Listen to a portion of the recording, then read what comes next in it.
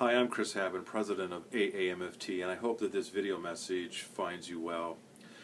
It is our habit after AAMFT Board of Directors meetings for the President to provide a written summary of the board activity as well as providing a video message such as this. And I wanted to provide this video message to you to let you know that on the 13th and 14th of November, the AAMFT Board of Directors met in advance of the annual AAMFT conference, as is our tradition.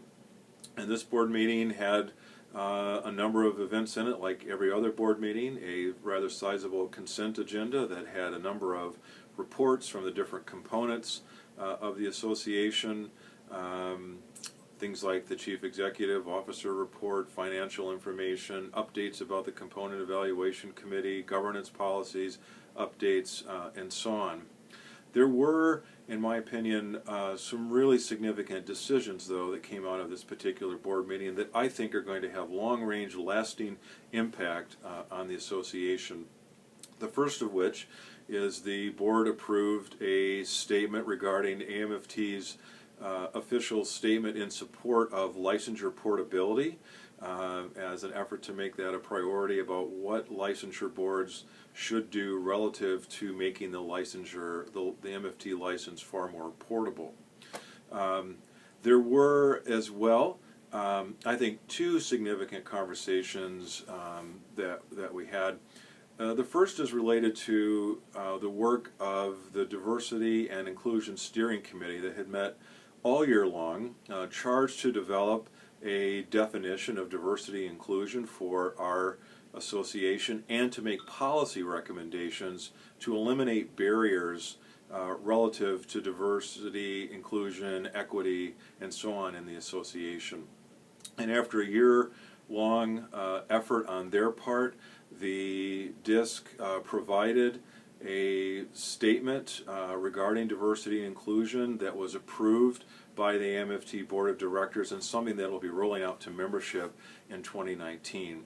Along with that report came a number of recommendations and steps for the different groups in the association who develop policy and different task forces on how to improve our efforts through specific steps to make sure we are improving diversity and equity in all that we do. The second thing that is rather sizable is the AAMFT Board of Directors approved recommendations from another task force charged to looking at changing the membership categories. And as a result of their work, the Board of Directors approved a ballot initiative in 2019 asking the membership to change our membership structure, reducing it significantly from a rather complex structure down to two simple memberships that include professional membership and student membership, and to eliminate these membership categories from being tied to licensure.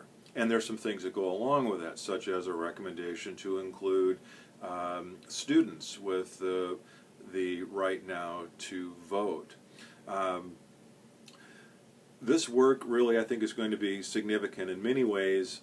It will be another venue in terms of improving inclusivity, as now people from all over the world who have an interest in AAMFT and participating as a member are no longer going to be limited and excluded, assuming this passes, from membership in AAMFT because their locale doesn't have licensure.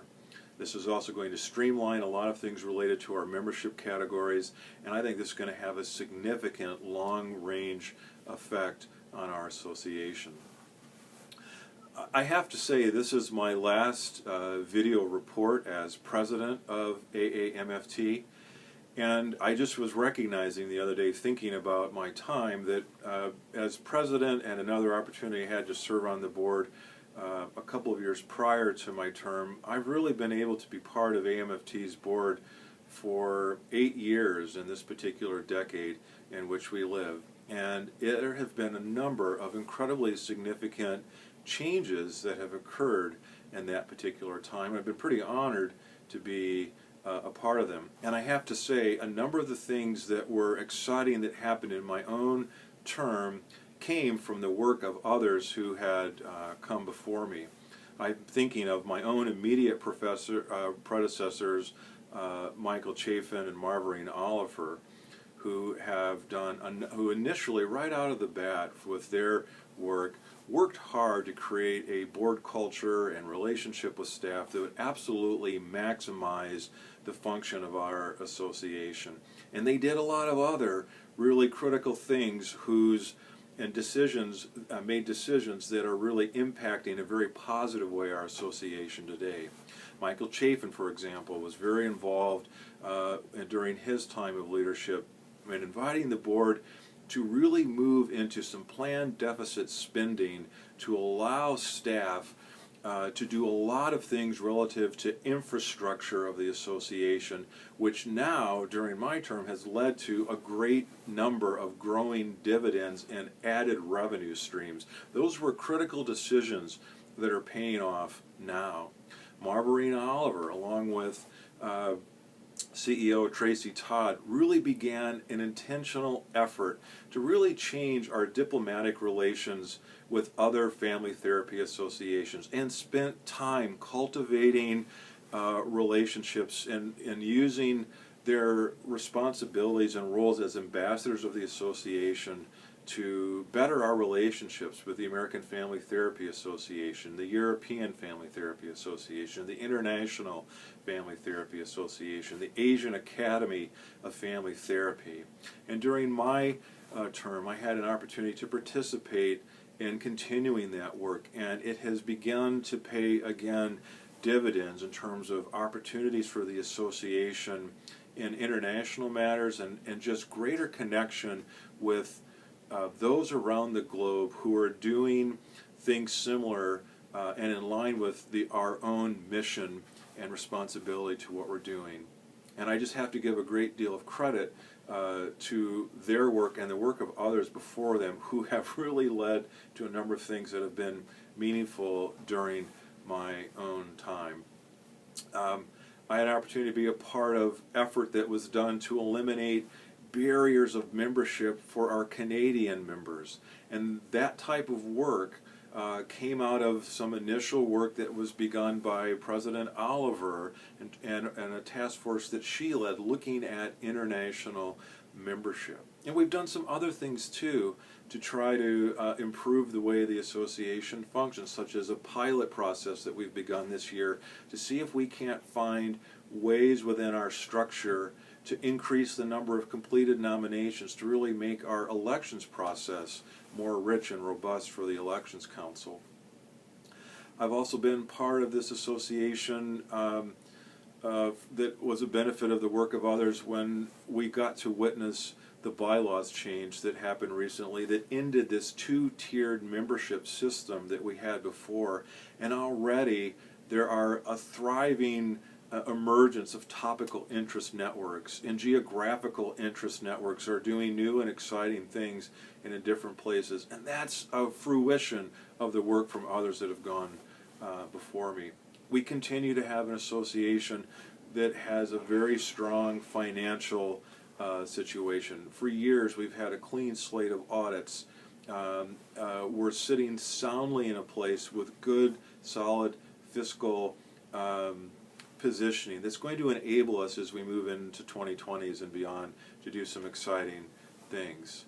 We've made some changes with the Research and Education Foundation, things to try to improve the foundation, this very important foundation, the home of the Minority Fellowship Program, the home of places where we do small projects that breathe life and give tennis shoes, if you will, to various projects that allow people to actually experience in a meaningful way, tangible types of projects that reflect who we are as marriage and family therapists. And we've tried to reorganize the Research and Education Foundation to raise the kind of money, sufficient money, sizable money, that we could then really do better in terms of research in these types of projects to really advance the effort of family therapy and to do the kinds of sizable things like the Minority Fellowship Program that we do.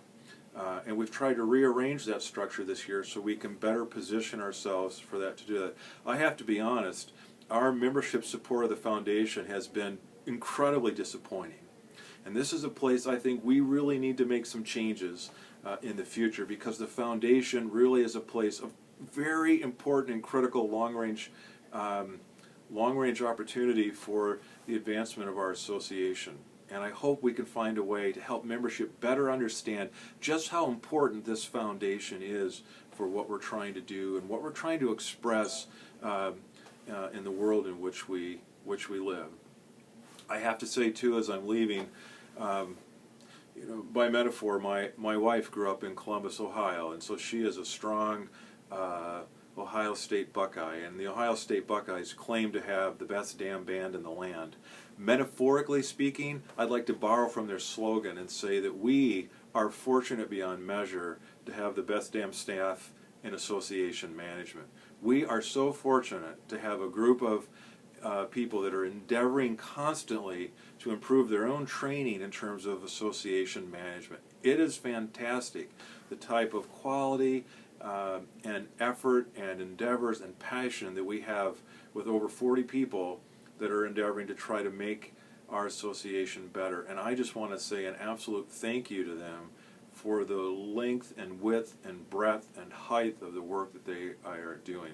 We couldn't have these types of accomplishments that we've had recently if it wasn't for the leadership of people that have gone before me and the staff that really breathe life into these projects.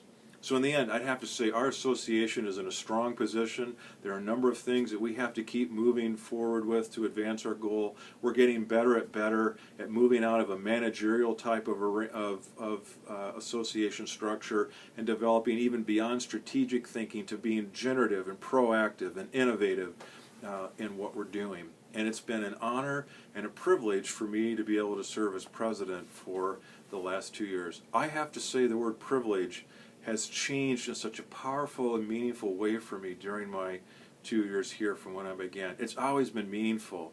This notion of privilege, and to be in this privileged position, I don't take lightly.